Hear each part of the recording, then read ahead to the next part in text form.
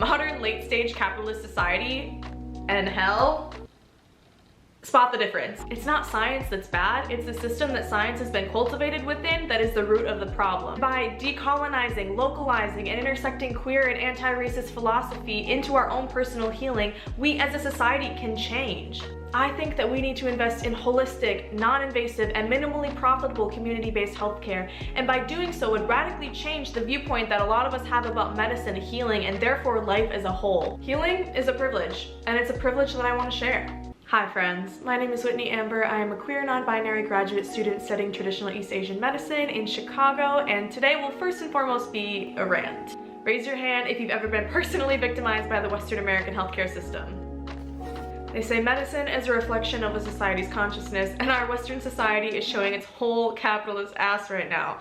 Kind of embarrassing, to be honest. We have a major systemic problem regarding our society's healthcare norms, and today I'd like to open up a conversation about it because I feel like it's something we don't talk about enough as a society. Editing me here to give you a disclaimer. First responders, nurses, medical receptionists, doctors, and employees in the medical field are so incredibly important, valuable, and underrated. Without them, countless lives would be lost. There are amazing doctors and surgeons who are very well intentioned and who save lives every single day. Unfortunately, many can't reach their full potential because of the exploitative nature of the Western American medicinal industrial complex. Many are understaffed, overworked, and underpaid, especially nurses. This further reinforces our need for revolution within the medical industry. The title of this video is provocative on purpose to get your attention. And now that I have it, please watch until the end. Thanks for listening, and I love you. Let's start with the basics.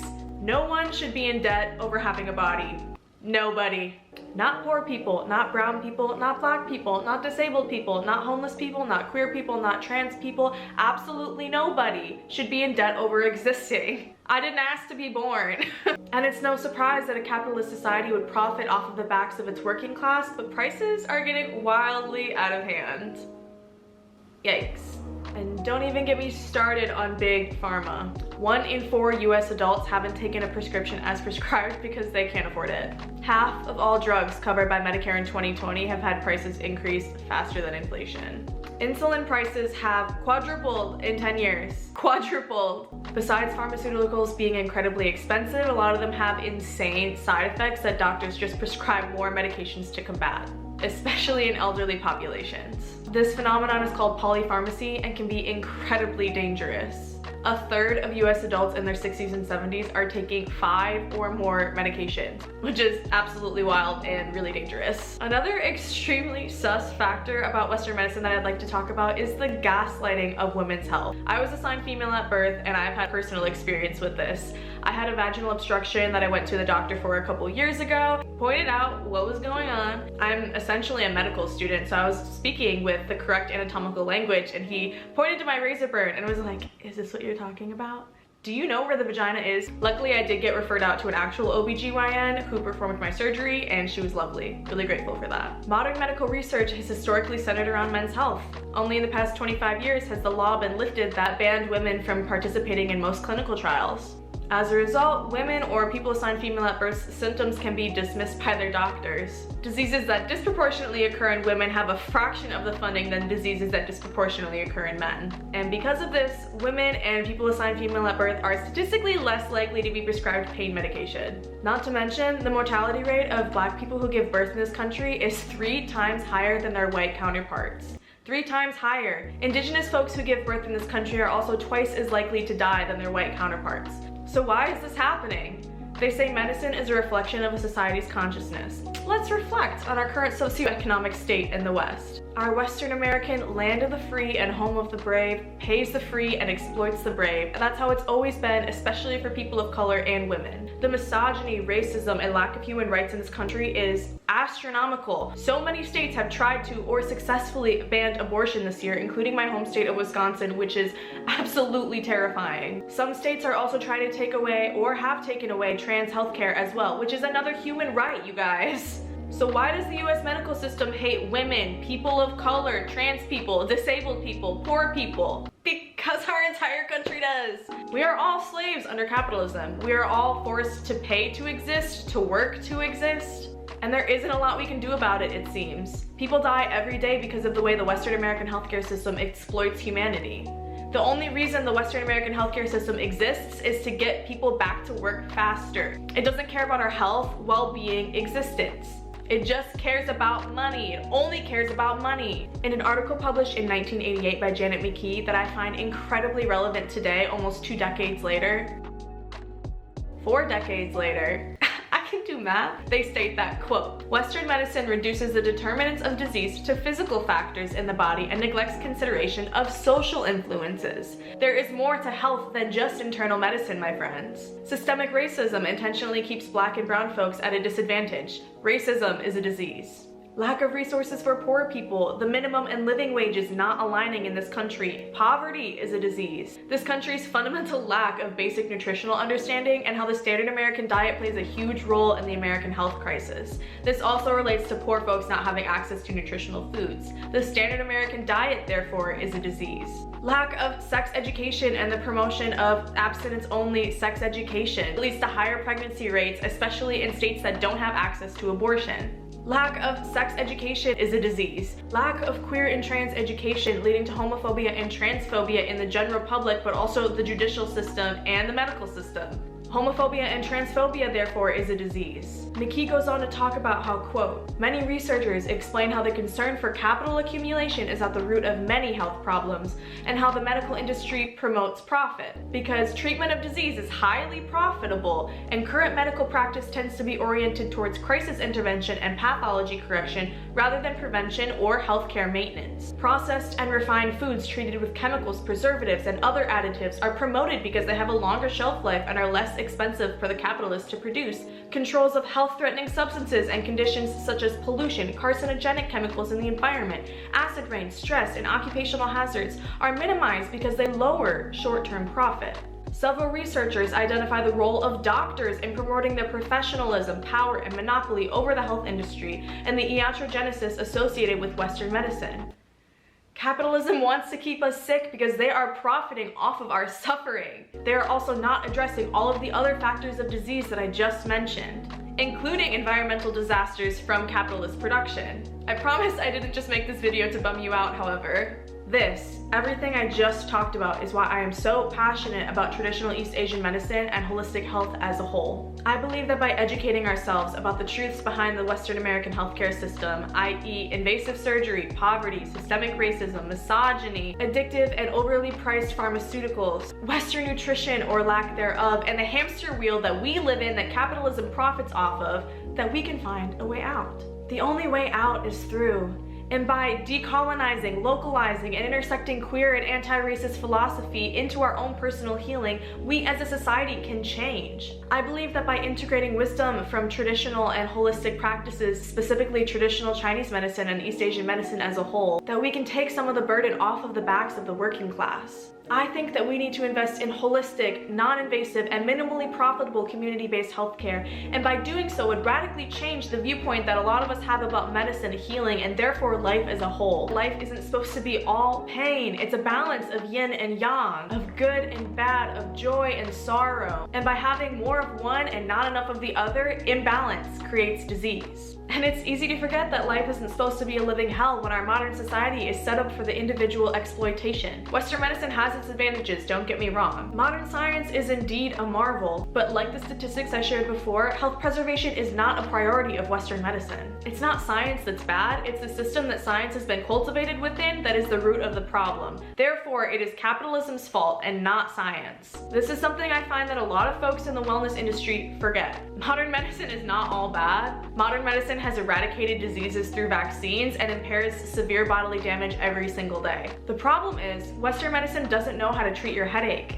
No head trauma? No brain tumor? I don't know, but some ibuprofen ought to do the trick. Got a cold? Oh, nasal decongestant, ibuprofen again, Advil, Tylenol this, Tylenol that. Don't get me wrong, NSAIDs have their time and place, but you can't treat everything with an over-the-counter. It's all just symptom management, symptom management, symptom management. What about the root of the problem? Isolating and dissecting parts of the body depersonalizes medicine. All of a sudden, your pain is just numbers on a screen, and if the numbers aren't high enough, aren't low enough, aren't enough, then your pain is not valid through the eyes of Western medicine. Because everything looks normal, you're fine. Take some ibuprofen, you'll be fine. Have you heard these words from a doctor, because I personally have, and it is so incredibly heartbreaking and invalidating, especially if you have chronic pain, or if you're a person of color, or if you're a woman or any kind of minority, if you're trans, if you're disabled. It is not fair to say that your pain is not valid because the numbers don't add up. That's Western medicine saying you. That's Western medicine saying, I can't report this to your boss, so there's nothing we can do. Western medicine treats the body as if it doesn't know how to heal itself, and that some external force is gonna make the body heal and whole again. Who knows the body better than itself? Who knows your body better than you? But if the body is imbalanced, it has a harder time performing its main job of homeostasis. Health preservation and restoration, believe it or not, can be obtained without painful invasive procedures and overly prescribed pharmaceuticals. And of course, there are times and places for surgery and pharmaceutical medications, but on a day-to-day basis, traditional Chinese medicine has a huge advantage. Chinese medicine believes that the imbalance of yin and yang causes disease. Dis-ease. This powerful medicine focuses on energy and feelings rather than just numbers. This means that if a patient says they feel feverish and hot, but their temperature is still 98.6, we still treat them for a heat condition because they feel hot. And that heat sensation, the timing of it, the localization of it, the sensation of it, the severity of it, can tell us so much more as acupuncturists and herbalists than just the numbers 99.9. You know your body more than any test, any number, any quantifiable measurement. You feel it, therefore it is real. To acupuncturists, herbalists, traditional Chinese medicine practitioners, and any sort of holistic practitioner, it matters. Your pain matters. You are more than just numbers on a screen. Healing is a privilege, and it's a privilege that I want to share. I feel like I've come so far in such a short yet long period of time.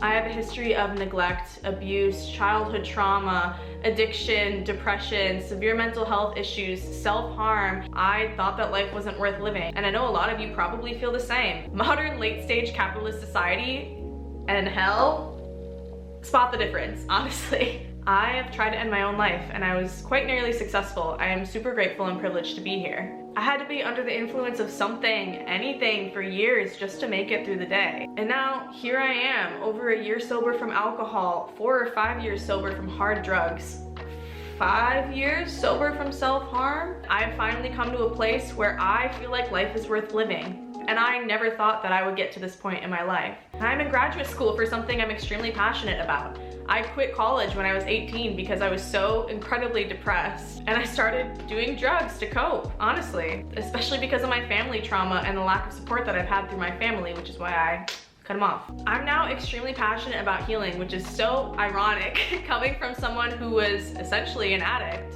I live a beautiful life that's authentic to myself, and I literally thought that this would never be possible. I'm living proof that you can change and things do get better. I am such a traumatized individual, and if I can sit here and smile and tell you that things get better and that life is worth living even after all of the trauma and all the hellish experiences that I have had to face in my life, then you can also get better and change. It's gonna take time, a lot of effort, a lot of patience, a lot of tears, a lot of self-compassion, but it is possible. And of course, I'm imperfect. I have an extremely long way to go, but looking back to that starting line of where I came from and where I am now, my life is completely different. I am a completely different person, but I want to embark on a journey with you, one where we recognize our internalized societal biases and work through them together, and hopefully rewire our brains into a new way of thinking, a new way of feeling, a new way of loving, and a new way of healing and viewing the world. You deserve to heal. I don't know if anyone's told you this, but it is your birthright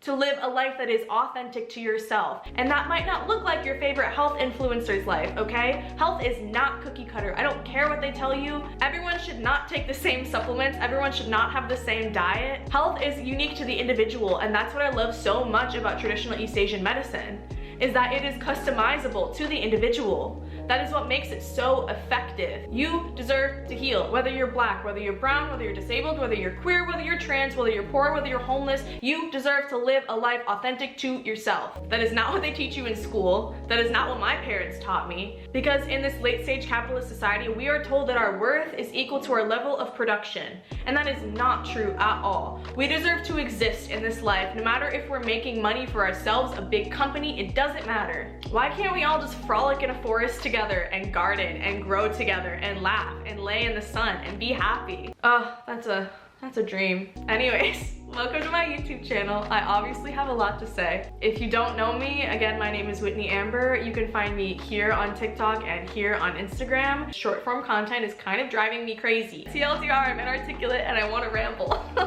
Anyways, hey, please subscribe. I know this is my first video, but I do plan on posting consistent weekly content. Let me know what you'd like to talk about, if you have any thoughts or feelings or concerns about anything that I brought up. We have a lot to unpack together and I want this to be a safe space for us. Thank you so much for watching. Again, my name is Whitney Amber and I will see y'all later. Love you. Bye. Nailed it.